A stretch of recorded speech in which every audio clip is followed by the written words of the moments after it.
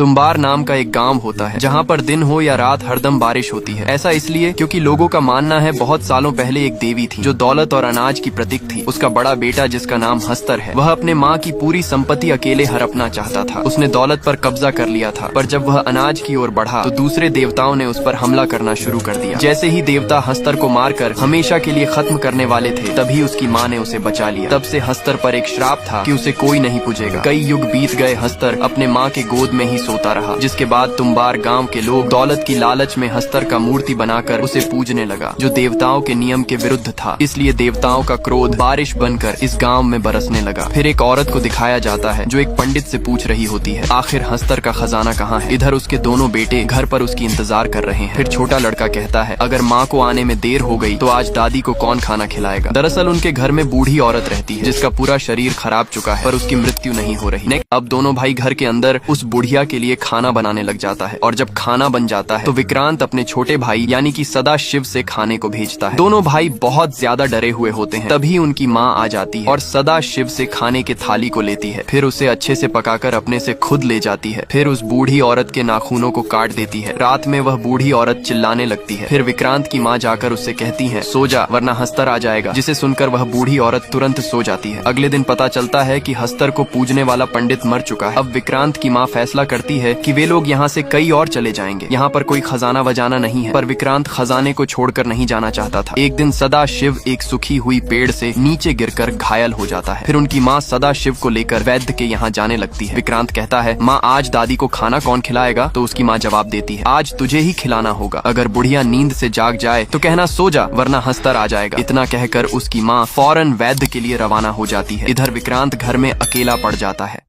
अब विक्रांत घर पर अकेला होता है। वह दादी के लिए खाना बनाने की तैयारी करने लगता है। तभी दादी जाग जाती है और गुणगुणाकर गाना गाने लगती है, जिसे सुनकर विक्रांत की हालत खराब हो जाता है। फिर विक्रांत को खजाने की लालच देकर दादी अपने पास बुला लेती है। विक्रांत कहता है, बताओ खजाना कहाँ है। लेकिन उसकी दादी कहती है, पहले खाना लेकर आ, नहीं तो मैं तुझे ही खा जाऊंगी। अब विक्रांत बहुत घबरा जाता है और अपनी माँ की कही हुई बात याद करने लग जाता है, पर उसे ठीक से याद ही नहीं आता है। तभी उसकी दादी आकर उसके पैर पर एक जंजीर लगा देता है और फिर उसे खींचकर अपने साथ ले जाने लगती है। फिर जैसे ही उसकी दादी उसे मारने वाली थी, तभी विक्रांत कह देता है, सो जा वरना हस्तर आ जाएगा। इसे सुनते ही वह सो जाती है। इधर उसकी माँ रोते हुए घर वापस आ जाती है, क्योंकि सदाशिव की रास्ते में ही मौत हो चुकी है। अगले दिन सुबह ही वे दोनों तुम्बार गांव छोड़कर जाने लगते हैं, लेकिन विक्रांत वहां से नहीं जाना चाहता है और अपनी माँ से कहता है, अगर दादी को खाना नहीं देंगे तो वह जरूर बता देगी खजाना कहाँ पर है। पर उसकी माँ वापस जाने से सख्त मना कर देती है और विक्रांत से एक वादा करने को कहती है कि आज के बाद तू कभी इस तुम्बार गाँव में लौट कर नहीं आएगा। अब विक्रांत 15 साल बाद फिर से अपने गांव तुम्बार आता है। वह खजाने की लालच में अपने माँ से किए हुए वादे को भी तोड़ देता है। फिर विक्रांत सीधा अपने पुराने घर पर जाता है, जो अभी एक खंडहर बन चुका है। चारों तरफ बस जंगल ही जंगल होता है। फिर विक्रांत उस कमरे में जाता है जहाँ पर उसकी दादी रहा करती थी। वह देखता है उस कमरे में बहुत सारे जड़ें उगी हुई होती। जिसके बाद विक्रांत अपने दादी को देखता है, जिसकी हालत बद से बदतर हो गई, लेकिन फिर भी उनकी सांसें चल रही होती है, जिसे देखकर विक्रांत बहुत खुश होता है, क्योंकि उसकी दादी को खजाने के बारे में पता है। अब उसकी दादी एक समझौता करती है। वह विक्रांत को खजाना की जगह बताने के बदले में अपने आप को इस नर्क से मुक्त कराना चाहती है। अब विक्रांत को दादी की मदद से पता चल जाता है कि खजाना कहाँ पर है। दरअसल खजाना ठाकुर के हवेली में एक कुएं के अंदर होता है। विक्रांत खजाने की जगह तो जान चुका था, लेकिन दिक्कत ये थी वह एक बार में कुछ ही खजाने को कुएं से निकाल पाता था। पर ऐसा क्यों, उसे जानेंगे किसी और पार्ट में। समझौते के हिसाब से विक्रांत अपने दादी के कमरे को आग लगाकर जला देता है, जिससे उसकी दादी अब हमेशा के लिए मुक्त हो जाती है। फिर विक्रांत अपनी फटी हुई हाल पर ही घर वापस आता है और वह देखता, अब विक्रांत घर पहुंचकर अपने बीवी के साथ मजे करता है। फिर वह अपना हुलिया सुधार कर एक पंडित के घर जाता है, जिनसे विक्रांत ने ब्याज में कुछ पैसे ले रखे हैं। फिर विक्रांत पंडित को एक सुवर्ण मुद्रा दिखाता है। पंडित मुद्रा देखकर कहता है, कहाँ से मिली ये सुवर्ण मुद्रा। तो विक्रांत जवाब देता है, आपको इससे क्या खरीदना है या नहीं वो बोलो, ये मेरी पुश्तैनी चीज है। सुवर्ण मुद्रा के बदले पंडित विक्रांत को पैसे दे देता है। अब ऐसे ही विक्रांत तुम्बार जाकर खजाने को लाता है और उसे बेचकर अच्छे खासे पैसे कमाने लग जाता है। ये सब देखकर पंडित भी आश्चर्य में पड़ जाता है। विक्रांत कुछ ही दिनों में एक अमीर आदमी बन जाता है। इधर पंडित के मन में भी लालच जाग जाता है। फिर वह राज जानने के लिए विक्रांत के घर में जाता है। बहुत कोशिश करने के बावजूद भी पंडित कुछ पता नहीं कर पाता है और फिर जाते जाते विक्रांत से कहता है, तुम जो भी धंधा कर रहे हो मुझे भी उसमें शामिल कर लो। हालांकि विक्रांत उसे अपने काम के बारे में कुछ नहीं बताता है, जिसके बाद पंडित वहाँ से निराश होकर चला आता है। अब विक्रांत को एक बेटा होता है। उसकी जिंदगी मजे से कट रही होती है। वह एक राजा की तरह जीवन यापन करता है। पंडित विक्रांत पर नजर रखने के लिए एक लड़की को उसके घर में कम पर लगा देती है। फिर रात में लड़की विक्रांत को पैसे दिखाकर कहती है, अगर आप मुझे इससे ज्यादा पैसे देंगे तो मैं बता दूंगी कि ये पैसे कहाँ से आए हैं।